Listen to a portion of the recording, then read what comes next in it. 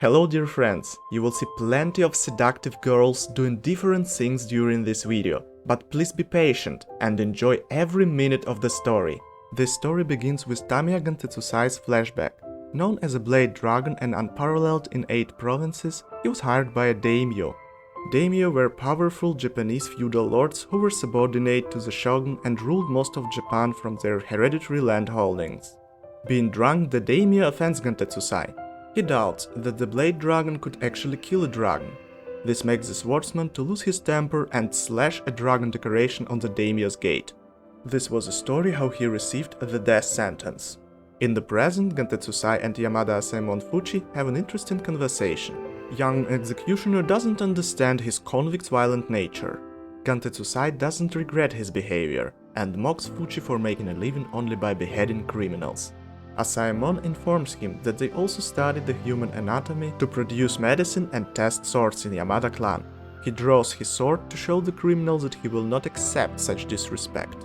Blade Dragon frees his hands and asks Asaemon to stay out of his way on this mission. In the forest, Gantetsusai tells about his plan to eliminate the competition, because this will allow him more time for finding the elixir of life and give him a chance to engage in thrilling duels against the strongest competitors. Fuchi thinks to himself that this idea makes sense, but if it ends badly, the shogun may send out the next batch of stronger warriors. A giant monster appears from the distance. Both warriors look surprised, but Gantetsusai finds this situation very interesting. Meanwhile, Shinobi aka Ninja Gabimaru fights against a strange 6-armed fish monster. He doesn't understand what kind of creature is this, and recalls the 5th lesson from Zenin of Iwagakure about not engaging an unknown enemy. Zenin is the highest rank of ninja with greatest level of experience and skills. Thinking about the best option to retreat, he is caught by the creature and receives a minor injury. Having no better plan, he offers Sagiri to flee. However, other monsters surround them and Sagiri wonders if such creatures are real.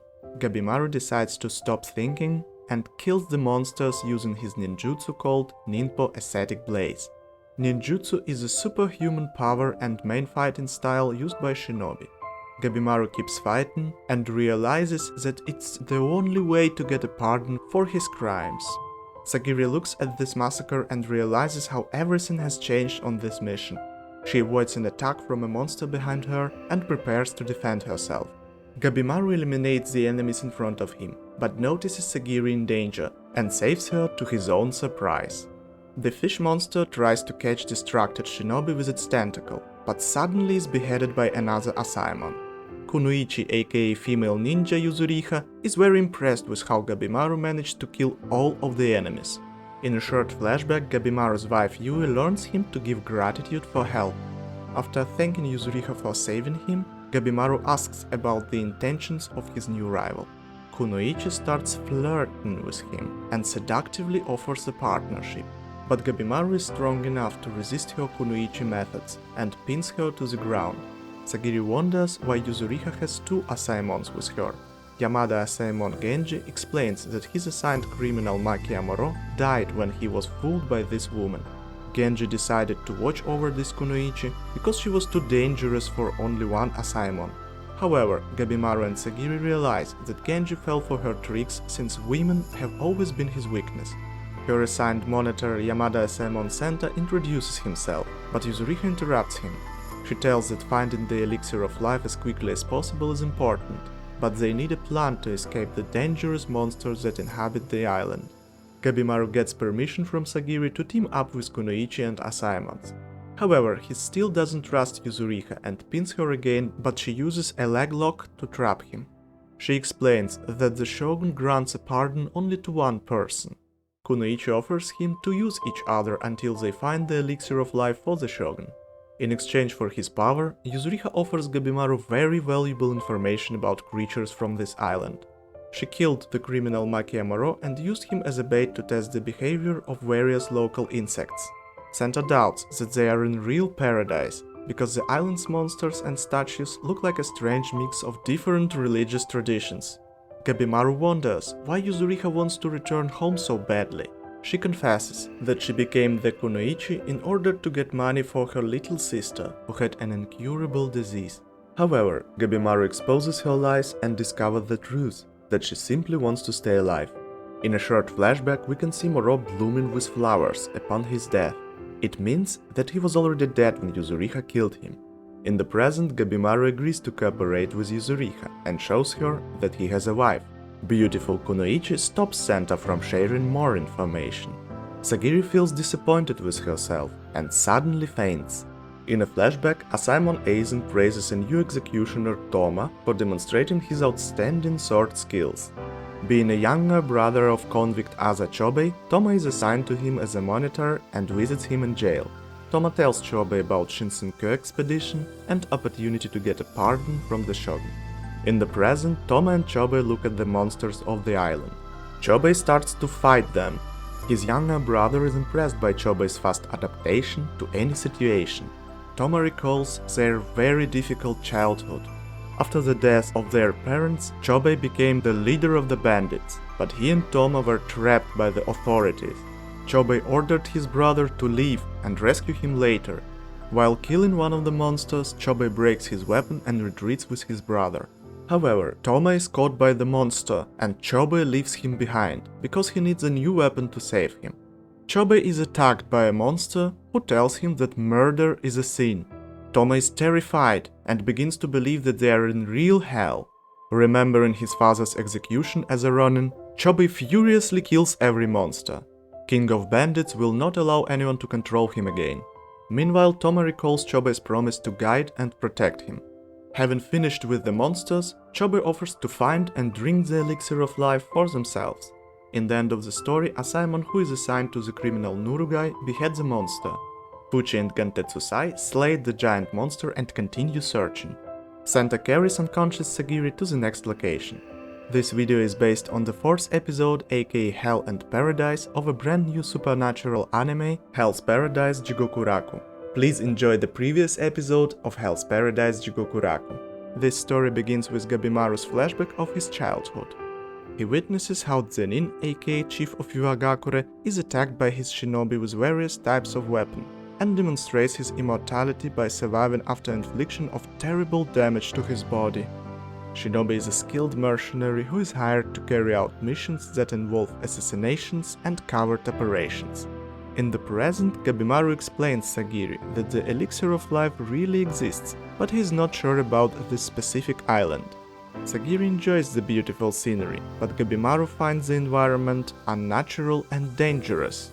He frees his hands to be ready for anything. Sagiri doesn't accept such violation of the rules on this mission and orders him to tie his hands again, or he will be executed immediately. Having no choice, Gabimaru agrees with Sagiri to do it, but suddenly he is hit by a heavy slingshot, which is thrown by one of the criminals, Warped Keiyun. A slingshot is a weapon consisting of a weight affixed to the end of a long chain. Keiyun rejoices, but he isn't satisfied with how easy it was to eliminate the living legend Gabimaru the Hollow. However, the unharmed shinobi is back on his feet and draws Sagiri's attention to Keiyun's untied hands. He is a condemned monk warrior who was obsessed with his collection of weapons. After telling the story of this criminal, Sagiri asks his monitor Yamada Asaemon Kisho about Keiyun. Pragmatic Kisho answers that he doesn't have time to argue with such trash as his assigned criminal, and will tie his hands on the way back. He also reprimands Sagiri for being extremely honest and following the rules. Meanwhile, Keiyun tells Gabimaru that the best way to accomplish the mission is eliminating the other criminals before searching for the elixir. He's going to test all of his weapons on the Hollow Shinobi. Gabimaru tries to reason with aggressive competitor, but after all has no choice but to defend himself. Kisho and Sagiri allow the criminals to fight each other, but she also demands that Shinobi bind his hands. Doing this, Gabimaru stands still and is attacked with different weapons. Shinobi uses a spear to lift the opponent in the air and tries to pierce him with one of his weapons.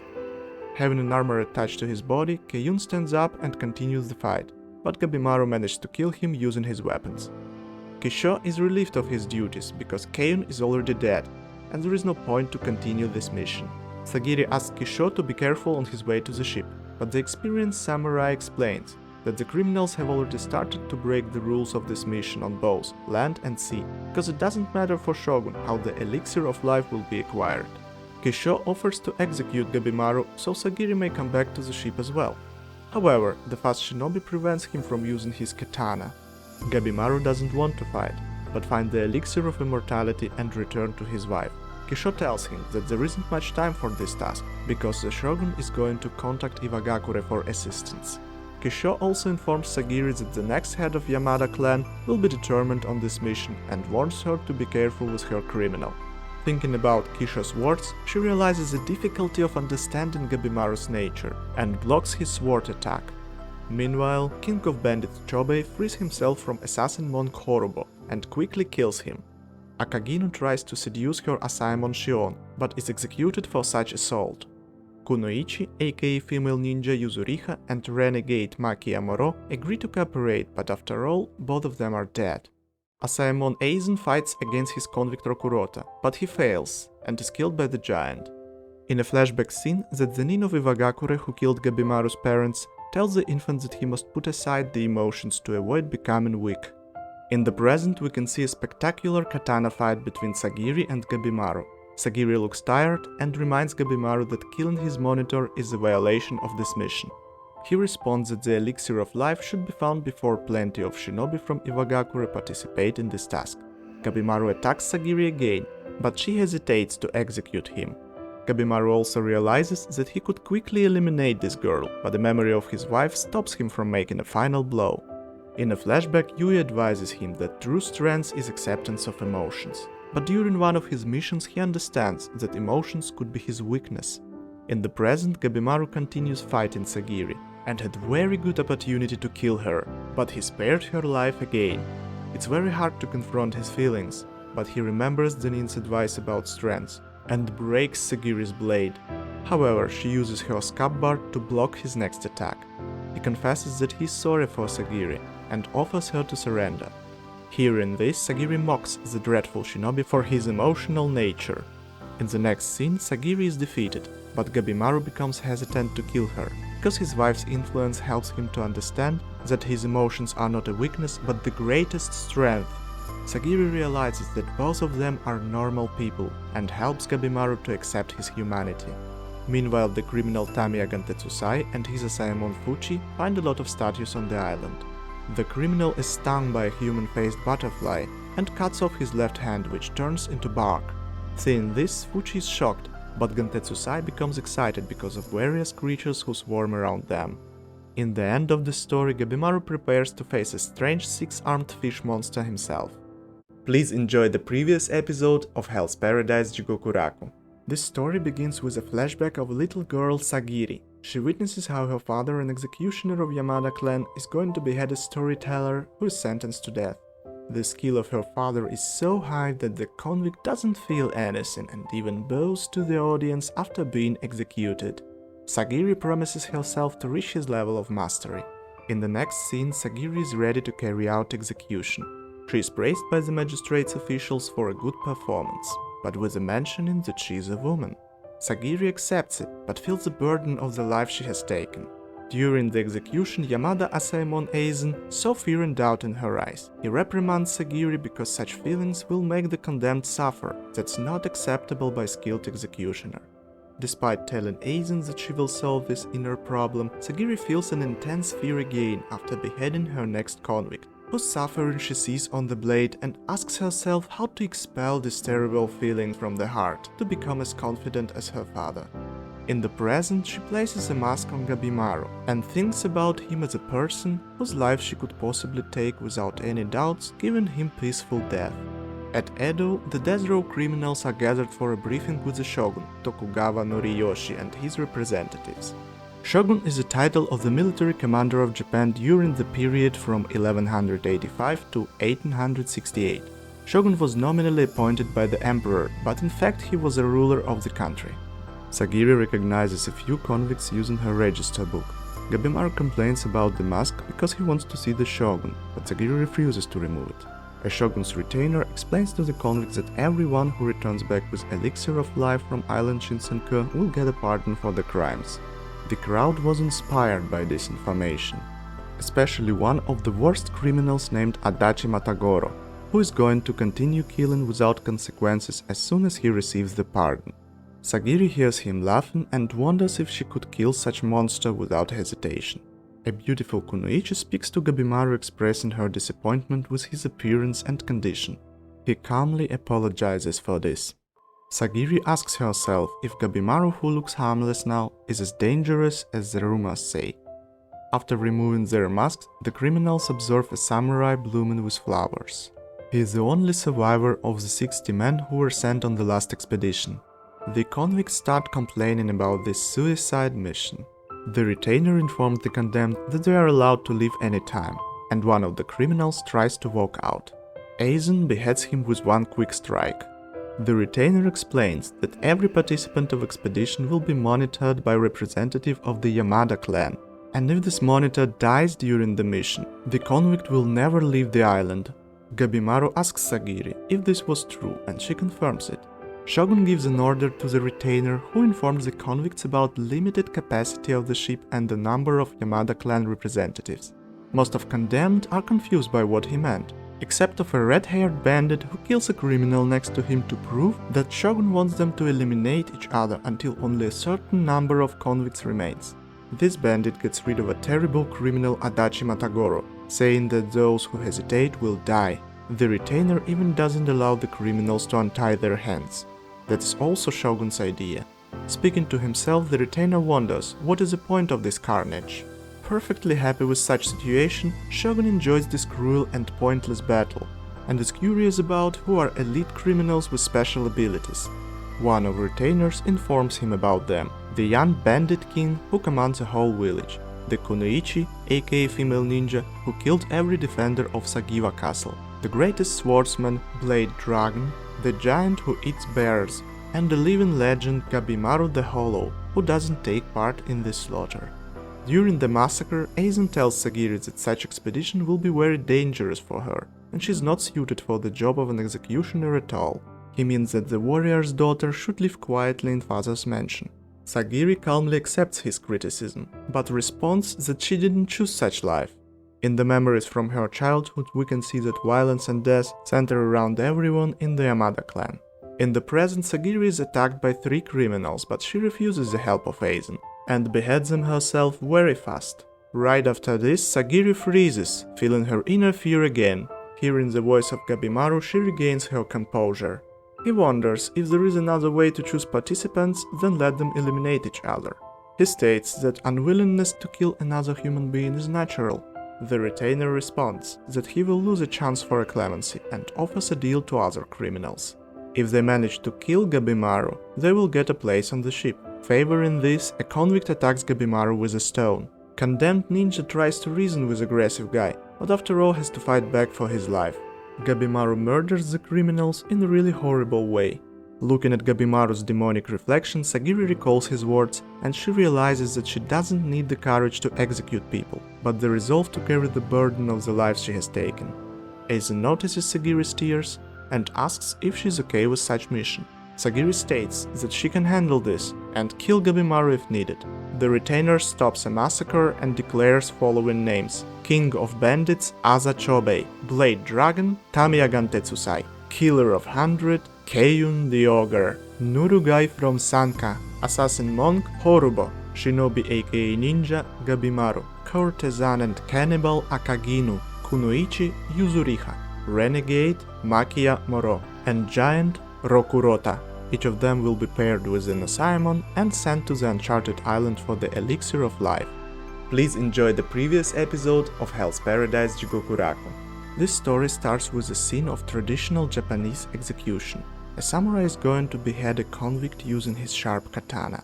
To everyone's surprise, katana breaks off against prisoner's neck. As we can see, condemned Shinobi doesn't care if he lives or dies. After a failed execution, Shinobi speaks with a girl who should document his story for a court. She's very interested in his case and especially in mysterious ninja skills such as different types of ninjutsu, which is superhuman power and main fighting style used by Shinobi. This girl asks the prisoner to show his skills, but he rejects to do it.